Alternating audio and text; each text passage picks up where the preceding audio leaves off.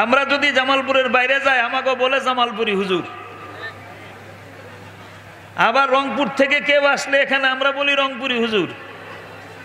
তেমনি ভাবে রসুলকে বলা হতো নবীল উম্মি। অনেক ব্যাখ্যা আসছে। এই উম্মিটা হলো নবীর একটা নবুয়তের মুজিজা। জোরে বলেন সুবহানাল্লাহ। উম্মিটা হলো নবীর নবুয়তের মুজিজা। কেন? ওই যুগটা, যে যুগে রসুল আসলেন, যদিও সেই যুগটা সাহিত্যের যুগ ছিল, আল্লাহ রসুল দুনিয়ার কোনো মানুষের কাছ থেকে একটা অক্ষর শিখলেন না। কেন? যিনি শিক্ষক হবেন ছাত্রের চেয়ে তার জ্ঞান বেশি থাকা লাগে। 2, যিনি শিক্ষক হবেন তিনি ছাত্রের চেয়ে মর্যাদাশালী হবেন না, ছাত্র আজীবন তাকে সম্মান করে চলতে হবে। আল্লাহ তাআলা কোন নবীকে দুনিয়ার কোন মানুষের কাছে শিক্ষার জন্য পাঠান নাই। সমস্ত নবীদের শিক্ষক ছিলেন স্বয়ং আল্লাহ। রসুল বলেন আল্লামানি রব্বি ফাহসানা তালিমি। দুনিয়ার কোন মানুষ আমাকে শিক্ষা দেন নাই, আমাকে তালিম দিয়েছেন স্বয়ং আল্লাহ সুবহানাহু ওয়া তাআলা। সুতরাং আমি উত্তম ইলম শিক্ষা পেয়েছি আল্লাহর কাছ থেকে। ওয়াদাবানি রব্বি ফাহসানা তাদিবি, আমাকে আদব কায়দা শিষ্টাচার শিক্ষা দিয়েছেন আমার রব। সুতরাং সবচেয়ে উত্তম সুন্দর আদব আমি শিক্ষা পেয়েছি আল্লাহ পাকের কাছ থেকে।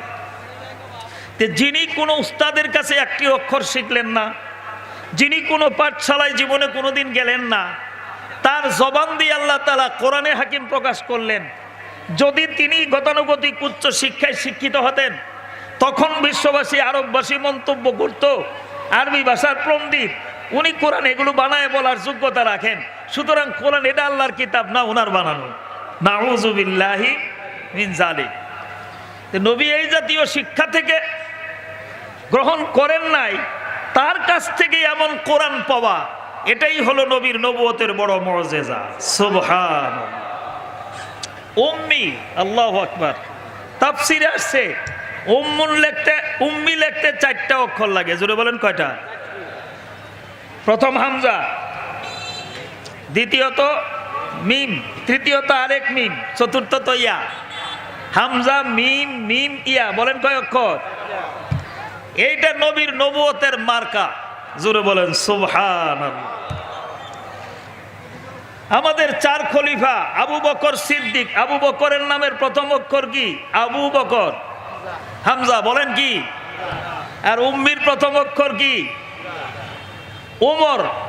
দ্বিতীয় খলিফা উমর, উমর লিখতে দ্বিতীয় অক্ষর কি? মিম। আর উম্মির দ্বিতীয় অক্ষর কি? ওসমান। তৃতীয় অক্ষর কি? আর উম্মি লিখতে তৃতীয় অক্ষর কি? হযরত আলী, আলী লিখতে শেষ অক্ষর কি? আর উম্মি লিখতে শেষ অক্ষর কি? জোরে সুরে বলেন সুবহানাল্লাহ। উম্মি শব্দ নবীর নবুয়তের মার্কা। এই উম্মি শব্দের ভিতরে খোলাফায়ে রাশেদার 4 খলিফার ইঙ্গিত রয়েছে, 4 জনের নামের ইঙ্গিত রয়েছে এই উম্মি শব্দের ভিতরে। জোরে সুরে বলেন সুবহানাল্লাহ। আমার বন্ধুরা, আয়াতের তাফসীরে আসছে রসুলের রিসালতের দায়িত্ব দেওয়ার পিছনে উদ্দেশ্য 4টি। নবী হিসেবে, রসুল হিসেবে প্রেরণ করার উদ্দেশ্য কয়টি? 1 নম্বরে দাওয়াত। 1 নম্বরে কি? দাওয়াত। 2 নম্বরে তালিম, অথবা 2 নম্বরে তাজকিয়া।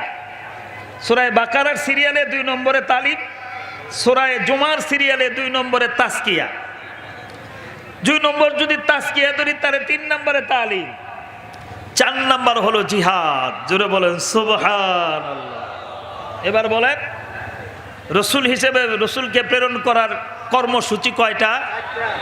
1 নম্বরে দাওয়াত, 2 নম্বরে তালিম, 3 নম্বরে তাজকিয়া, 4 নম্বরে জিহাদ। 4 নম্বরে কি?